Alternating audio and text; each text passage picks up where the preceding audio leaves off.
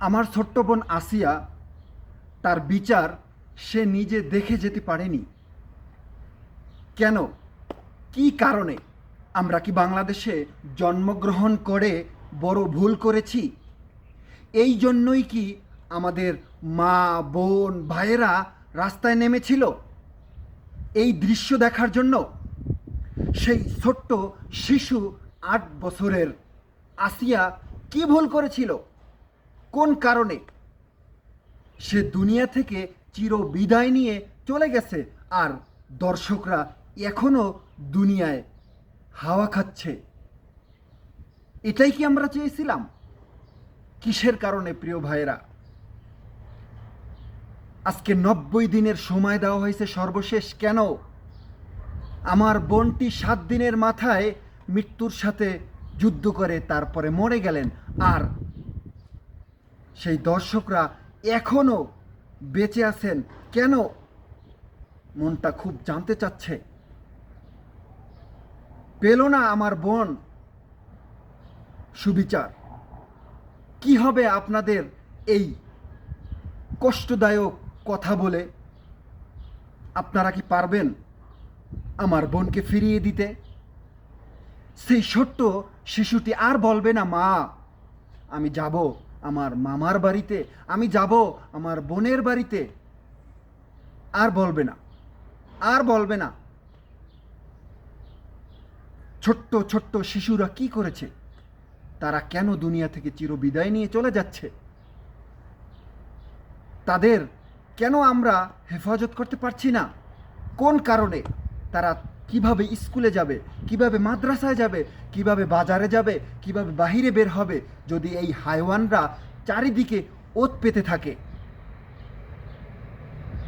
খবর দেখলেই শুধু ধর্ষণ ধর্ষণ, ডাকাতি, ছিনতাই, কি শুরু হলো?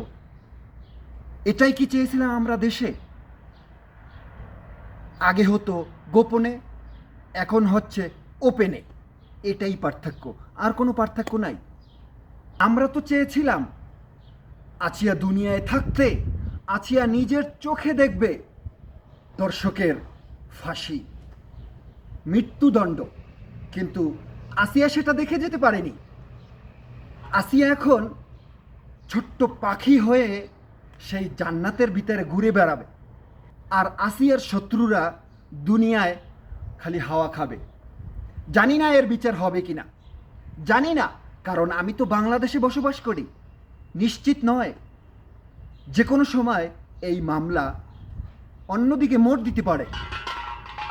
আমরা চেয়েছিলাম 24 ঘন্টার ভিতরে আমার বোনের বিচার হবে, কিন্তু আমার বোন দুনিয়ায় নেই, তারা এখনো হাওয়া খাচ্ছে। কোন দেশে বসবাস করছি আমরা? কি করছে? সাক্ষী প্রমাণ থাকতেও তারা এখনো তদন্ত করছে। কিসের তদন্ত? কিসের তদন্ত? সাক্ষী প্রমাণ তো সকল কিছুই আমাদের চোখের সামনে স্পষ্ট। তাহলে এখনো কেন দর্শকরা কুশাগর থেকে খাবার পাচ্ছে?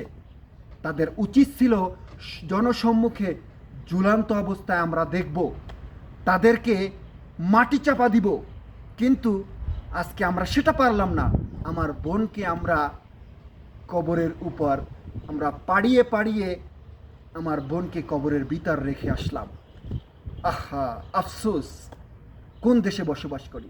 প্রিয় কলিজার ভাই বোনেরা, সজাগ হন, দেশকে ভালোবাসুন, এমন একজনকে আনুন যে দেশকে সুন্দর পথে নিয়ে যাবে।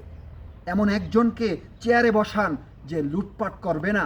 এমন একজনকে চেয়ারে বসান যার মাধ্যমে আমাদের দেশটাকে সুন্দর হবে, ফুলের মতো পবিত্র থাকবে, আমার বোন হেফাজতে থাকবে, ডাকাতি হবে না, ছিনতাই হবে না। এমন একজনকে চেয়ারে বসান, ব্যক্তিকে নয়। দেশকে ভালোবাসুন আল্লাহর জন্য। এমন একজনকে বসান যার পিছনে আমরা নামাজের ইক্তেদা করতে পারবো। এমন একজনকে দেশে বসান। আশা করি দেশ থেকে এমন চরিত্রহীন খারাপ কাজ বিচ্ছিন্ন হয়ে যাবে, দূর হয়ে যাবে ইনশাআল্লাহ।